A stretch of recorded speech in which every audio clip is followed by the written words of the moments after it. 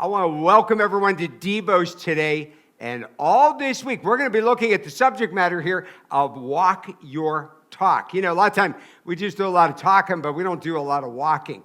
So all week long, I'm going to be talking about the importance of just walking in the Holy Spirit of God, walking truly our faith. Now, you know, when you're walking somewhere, I mean, you're going somewhere, right? You know, a lot of times what happens is we wait for a feeling before we get moving. Well, the devil's going to see to it. You never get the feeling. So when you walk by faith, skip the feeling. You just got to get moving. So I want to talk about walking in the Spirit. Now, let's go to Galatians chapter 5, verse 16. He says, but I say walk by the Spirit. You see that? Okay, so I'm not making this up. You got to walk in the Spirit, and you will not gratify the desires of the flesh. Now, I know some of you think, man, I'm like a horrible person. I got these horrible thoughts. I got these really bad habits. No, you know what the problem is? You're just human. That's what it is. So fleshly desires of the mind and the heart, our flesh, if it might be material things, fleshly things, sexual things, even when it gets down to problems we have with food, obsessions we have. The only way you can get that under control is by getting and walking in the Holy Spirit of God.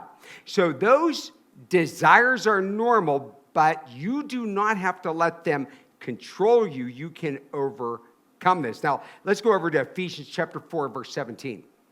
Now I say and testify in the Lord that you must no longer walk as the Gentiles. Now, Gentiles, these are unbelievers. Remember, we're to walk in the Spirit. Don't walk like the non-believers do in the futility of their minds.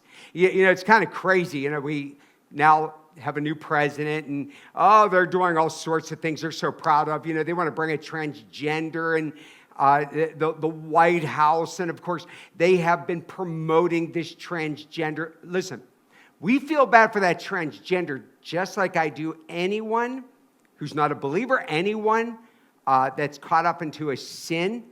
But somehow in their minds, they think that this is okay, even though 41% of them have tried to kill themselves. Okay, now, if you know that 41% of all transgenders try to kill themselves, you wouldn't think that was okay unless you're a really bad person. Okay, but in the futility of their mind, their non-Christian mind, they think this is okay. Well, this is why we'll even find, believe it or not, people who say they are believers, they will vote for people that are for abortion and are keeping abortion going, and now they're trying to take abortion right up almost to the birth of the child. And that Christian's going to reason this. You know why? They're not walking in the Spirit. If you get in the Holy Spirit of God, you get filled with the Holy Spirit of God, you let Him permeate your soul, and you won't think like that. You know, did you ever play a game of tug of war? So you're on one side to get the rope, and they're pulling, and you're on the other side, and you're pulling, and everything.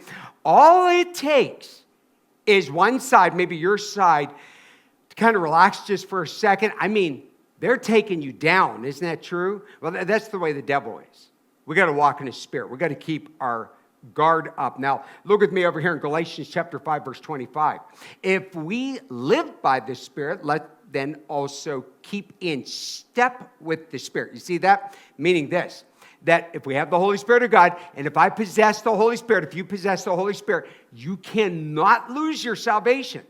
Okay, but you can go into a state of despondency and discouragement and tiredness all the time. Notice here, he said, keep in step, walking with the Spirit daily, coming to God, spending time in prayer, getting into His Word, asking for the empowerment and the Holy Spirit of God just to fill you. Just like you see in the picture of this guy here, just say, I'm going to keep walking in the light every day, meeting with the Lord. And that's why you're meeting with us right now. Listen, you know why walking is important with the Spirit?